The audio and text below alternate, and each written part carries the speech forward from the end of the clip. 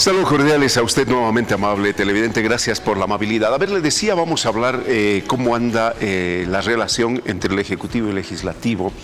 En el último pasado presente de nuestra historia, ese término voy a utilizar, el Legislativo siempre se convirtió en una suerte de caja de resonancia sumisa de las percepciones del Ejecutivo.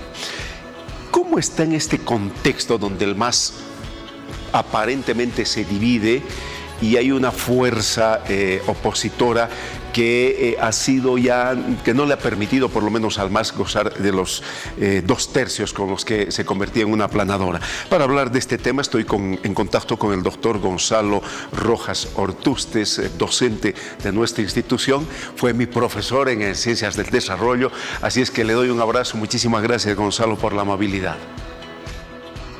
Un gusto, Omar. Buenas noches a ti y a tu teleaudiencia.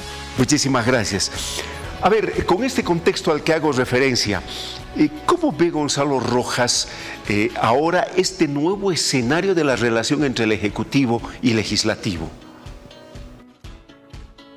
Sí, está caliente, digamos, y muy tensa la relación, precisamente porque ya no tienen los 2/3, el masismo, pero además están peleados, ¿no? Hay una bancada que los identifica como evistas por el jefe del partido, Evo Morales, y otros que creo la mayoritaria, la que se identifica con el presidente Arce, los llamados arcistas, que me parecen más reales esas denominaciones que algunas más sonoras como renovadores o cosas así, porque en realidad no hay discusión programática, pero estamos viendo una confrontación abierta, desnuda, y con la complicidad, porque ese es el término, del órgano judicial, ¿no? A través de lo que un avispado columnista ha llamado el fiscalato, ¿no? Para referirse a este tipo de procesamientos y decisiones judiciales que se estornudan en la Constitución y en el debido proceso para atender al poderoso de turno. En este caso, principalmente asociado al presidente Arce. Ahora, ¿podríamos concebir la idea de que en este momento el Ejecutivo tiene la sartén por el mango, en el sentido de que aparentemente la cabeza del Poder Judicial es el Ministerio de Justicia, que es el que gobierna el judicial, y aparentemente también, o por lo menos por todas las acciones que hemos visto, el judicial está comenzando a manejar el legislativo a partir del Tribunal Constitucional? Lamentablemente, esa tan abierta desnudez, digamos, del poder político, si bien le permite estas victorias, yo diría pírricas, ¿no? Como por ejemplo esta última barbaridad de quitarle una de las atribuciones, ellos dicen han suspendido, ¿no?, la facultad de interpelar y de censurar a los ministros, que es el remate de una facultad por definición en la democracia del Congreso, del Parlamento, de la Asamblea Legislativa, del denominativo que tomemos, pero la encarnación del poder legislativo es la representación más plural, digamos, de las fuerzas políticas. Ha funcionado mal, como sabemos, por los 2/3 que en gran medida también han sido producidos de modo, digamos, de viveza criolla, ¿no? Tiene que ver con las deficiencias del sistema de proporcionalidad, tiene que ver con la creación de los escaños uninominales indígenas, especiales, en fin. Y en los últimos tiempos incluso la enorme duda que tenemos sobre la limpieza del padrón electoral. Pero sea como sea, dos de las grandes atribuciones del legislativo es la fiscalización y la legislación, por eso legislativo, ¿no es cierto? Y se les quiere amputar momentáneamente, dicen, esta facultad de la fiscalización a los ministros. Es una perfecta aberración. No hace falta ser jurista ni referirnos a los artículos en concreto porque el diseño de un orden republicano, que es la manera institucional de la democracia, faculta pues a ese ejercicio, y no como han estado diciendo voces de, no sé si pretendiendo un autogol para hacer evidente la grosera definición esa, que tendría que cerrarse el Parlamento. Obviamente si no hay Parlamento no hay democracia. Es la institución por excelencia de un orden constitucional, es el contrapeso del Ejecutivo. Y cuando hace unas vulneraciones de este tamaño, como la declaración también del derecho humano divino de Morales y de García Linera para reelegirse ad infinitum, lo único que hacen es desprestigiar su condición de supuestos defensores de la Constitución. Nadie les cree, nadie les dice magistrados. De hecho, se ha acuñado con la astucia popular esa expresión de magistrados. Pero sobre todo están deteriorando la democracia. Y hay un momento en que esto se puede escapar de las manos. De hecho, ahora tenemos, por el asunto de las indefinidas elecciones judiciales, otro invento también que tiene la Constitución, queriendo hacerse los innovadores, ¿no? Como si por votación podríamos elegir quién va a conducir un avión, para elegir los altos cargos de las magistraturas, que cada vez inspiran menos respeto, ¿no? Y uno ya no sabe cómo referirse a ellos sin ofenderlos del todo y ofenderse uno mismo, porque finalmente por ahora son autoridades reconocidas del Estado boliviano, cada vez menos de derecho y cada vez más supeditado al poder de turno. Y cuando decimos poder de turno no nos estamos refiriendo a un poder legítimo por muchos votos que haya. Los votos son parte de la legitimidad, pero en determinadas condiciones, y también el ejercicio de las atribuciones contempladas en los cargos deben estar sujetas a normas. Esa es la gran diferencia con un gobierno déspota, ¿no ves? Donde las normas no aplican para el déspota. En una constitución republicana, el gobernante, los gobernantes, las autoridades también están sujetos a ese orden legal. Y cuando tenemos, como tenemos ahora, una administración de justicia absolutamente servil, lo que hay es cada vez más dudas de que estamos en democracia, y por eso cada vez se escuchan voces más fuertes refiriéndose a esas autoridades o como peleles o como corifeos del potencial tirano, ¿no? Porque ese es el riesgo que estamos viviendo cuando tenemos este grado tan grosero de vulneración del orden republicano, que reitero, no estoy haciendo alusión a un partido, sino a una arquitectura institucional que permite equilibrios precisamente para que el poder no se concentre. Una última cosita, esta tendencia está ocurriendo en muchas partes del mundo. De hecho, hay un sociólogo político francés que habla de la presidencialización de las democracias, pero como uno de los riesgos para arruinar la democracia cuando se hiperconcentra el poder en el Ejecutivo, y estos ejecutivos, estos presidentes aparecen funcionar, como decía Bolívar, con nombres de presidentes, pero con atribuciones y etos monárquicos. Qué curiosa es la historia.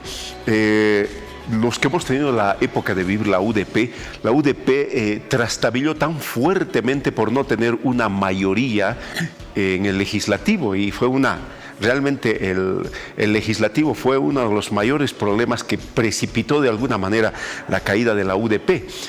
Pero en este caso pareciera que se ha invertido la situación, es decir, que el legislativo ahora se ha vuelto totalmente vulnerable o frágil frente a la capacidad que tiene el Ejecutivo.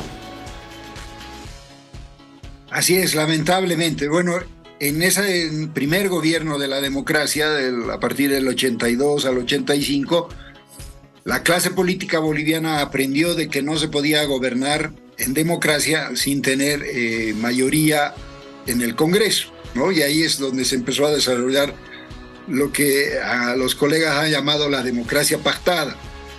estas coaliciones con cierto formato parlamentarista, ¿no? Que la Constitución de entonces permitía con un artículo que la segunda ronda no sea en urnas con voto de electores, sino la propia Cámara ya configurada, de las propias cámaras, senadores y diputados en nuestro caso, hicieran la segunda ronda, pero ya con los miembros del Parlamento constituidos como electores de la figura presidencial, del binomio en rigor. Eso permitió los pactos y fue, digamos, el momento parlamentarizado de la democracia boliviana, que también lamentablemente se fue agotando. Me acuerdo que en el gobierno de Banzer, su opositor más férreo, Goni, hacía burla de la mega coalición. Bueno, a él le tocó hacer una hiper mega coalición para el menos de 2 años que le tocó gobernar hasta la crisis del 2003.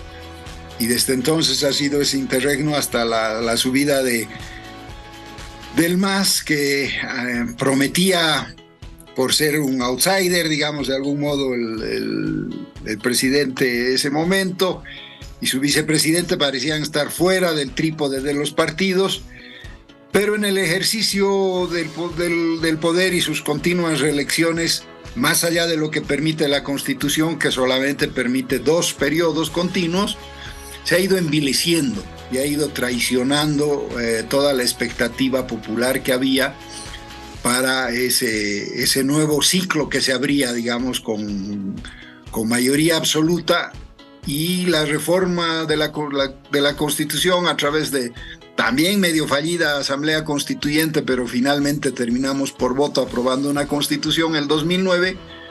En el tema de los equilibrios ha sido más débil, pero sobre todo porque no hay voluntad de acatarla.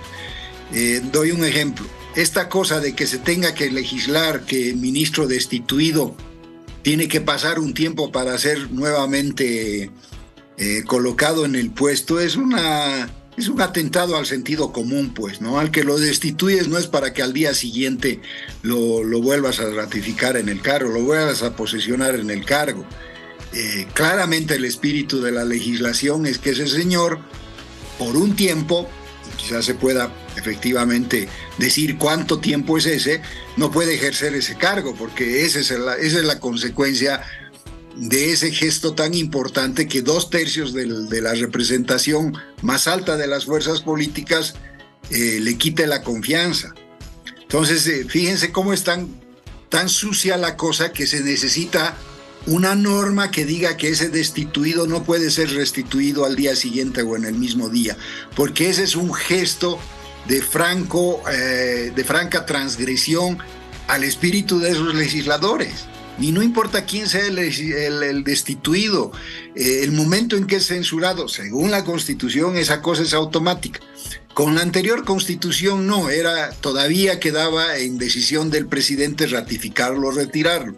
Con la actual se supone que era más severa en eso y termina haciendo burla, es verdad, primero con la señora Áñez y después con Arce, pero en el contexto de la señora Áñez era un gobierno de transición donde estaban saliendo de un momento de una crisis muy terrible que pudo derivar en una guerra civil. De hecho, habían gritos en ese sentido, había gestos de violencia tan fuertes, y no nos tenemos que olvidar que la policía pidió auxilio a las Fuerzas Armadas, declaró su cabeza principal que estaban siendo rebasados. No fue un momento, pues no fue una taza de leche. Y cuando encontramos el discurso del otro lado, pidiendo un rigor protocolar que está fuera de las relaciones de emergencia que se vivieron ese asiago 2019 y su 20 con pandemia incluida. A ver, una cosa que nos parece importante para ir redondeando esto: ¿qué futuro existe? ¿Por qué horizontes puede discurrir esta situación actual del legislativo y el ejecutivo?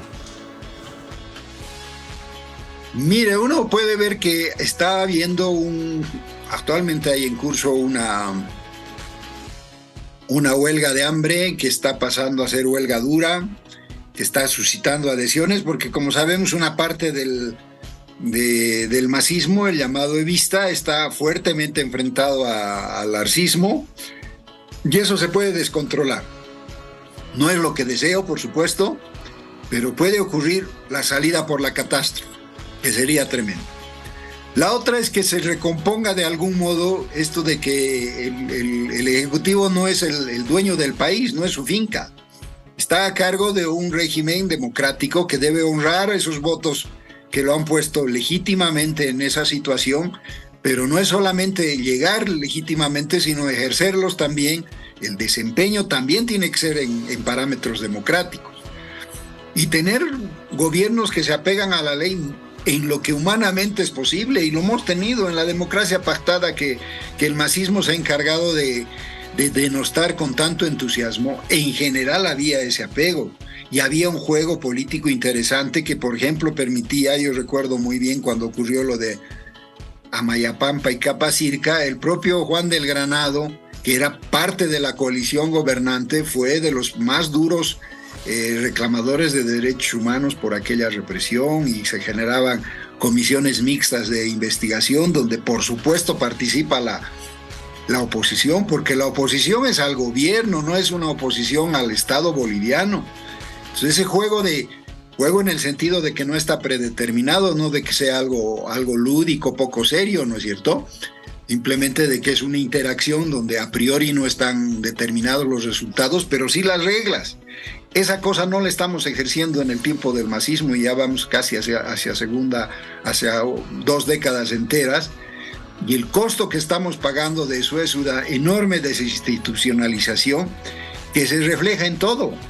En el manejo del medio ambiente, en el manejo de las respuestas a las crisis generadas por la cuestión medioambiental, ¿no? Porque los cargos están repartidos en equilibrios de las facciones internas y no en la capacidad que tienen que tener los altos dignatarios para esos cargos. Por ello mismo, por ejemplo, tenemos esas infelices declaraciones, por poco felices, del ministro que dice que jugó en su infancia con mercurio y por tanto el mercurio no es dañino. Y de esas tenemos un montón, ¿no es cierto? Podemos hacer colección de dichos vergonzosos, ¿no? Pero es porque precisamente no están ahí por mérito, sino por equilibrios internos que cada vez se están descomponiendo. Entonces, la otra opción es esa, que entremos en razón, quizás aguantemos hasta las próximas elecciones, pero puede ser un tiempo muy largo, ¿no? La vergüenza en esto es que tampoco encontramos en la oposición gestos de pensar una oposición más unida, ¿no? También la vemos medio dividida, también la vemos poco activa, con marcadas excepciones. He mencionado el tema ambiental y, por ejemplo, ahí la figura de la senadora Requena es notable, de un compromiso que incluso impone riesgos personales, porque sabemos que querer fiscalizar a los llamados cooperativistas del oro puede poner en riesgo incluso a una autoridad de esa estatura. Muy bien, Gonzalo, le agradezco infinitamente la amabilidad, como siempre, al conversar sobre estos temas con nosotros. Estaremos en contacto en cualquier momento. Muchas gracias, Omar. Que tenga buena noche.